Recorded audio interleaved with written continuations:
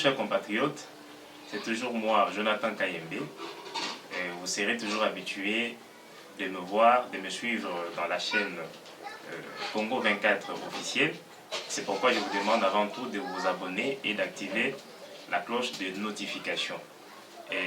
Nous allons aujourd'hui essayer de brosser l'actualité, précisément à ce qui concerne la question électorale, parce que c'est ça l'enjeu de l'heure. Et comme tout le monde se tourne vers les élections de 2023, et tous les enjeux se jouent maintenant même. La question de l'organisation et du fonctionnement de la CENI. Tout le monde veut s'accaparer la CENI, prétextant que celui qui a les contrôles de la CENI aura les contrôles de la magistrature suprême après 2023, dans les élections de 2023. Malheureusement, ce n'est pas ça la réalité, parce que nous savons tous que le pouvoir souverain revient au peuple. Celui qui a la confiance du peuple, c'est celui-là qui sera élu à la magistrature suprême.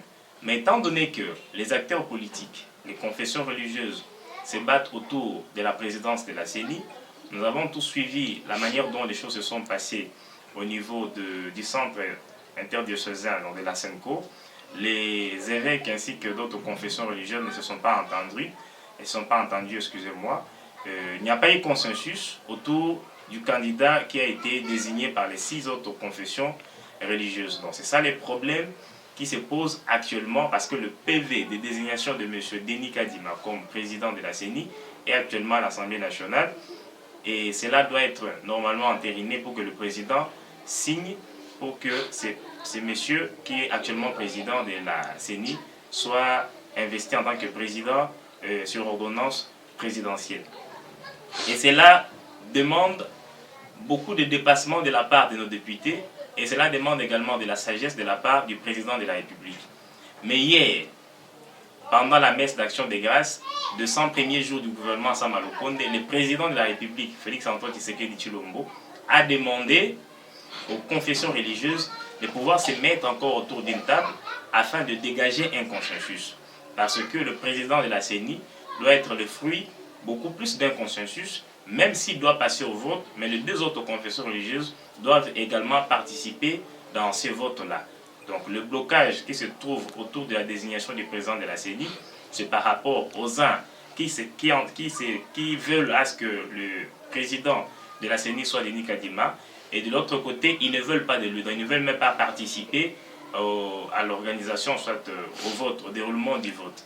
C'est pourquoi le président a demandé aux évêques, au nom de la Bible et au nom de la foi, de se mettre ensemble afin de sauver le pays de ce blocage-là. Parce qu'en 2023, nous ne voulons pas de glissement, nous ne voulons pas d'un autre dialogue pour aboutir encore à un gouvernement d'union nationale. Nous voulons travailler, et comme le vote, c'est parmi les droits les plus fondamentaux du peuple congolais, nous voulons à ce que 2023, que le peuple aille s'exprimer aux urnes. C'est pourquoi nous invitons également les évêques, nous invitons également les confessions religieuses de se mettre encore autour d'une table afin de pouvoir signer le PV désignant Denis Kadima, président de la CENI. Donc ce n'est pas du tout difficile, parce qu'un candidat ne peut pas être écarté à cause de son appartenance tribale, de ses origines ethniques, de ses origines de province. Ce n'est pas parce que tu es de la province du président de la République que tu dois être écarté. C'est une question de compétence et de méritocratie. Soit on veut la tribu, soit on veut la compétence. C'est à nous de choisir. Donc tu peux être médiocre, mais si tu n'es pas de la province du président, c'est tout le monde qui va accepter. Donc si tu es compétent, si tu es de la province du président, tu ne seras pas accepté.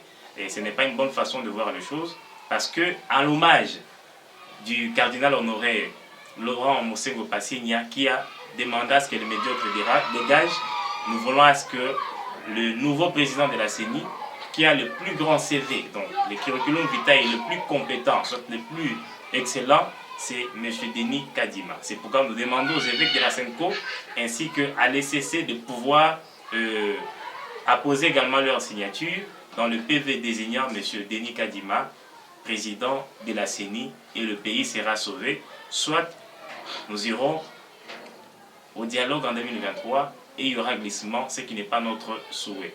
Nous invitons tout le monde de mettre un peu d'eau dans leur vin afin de sauver la République.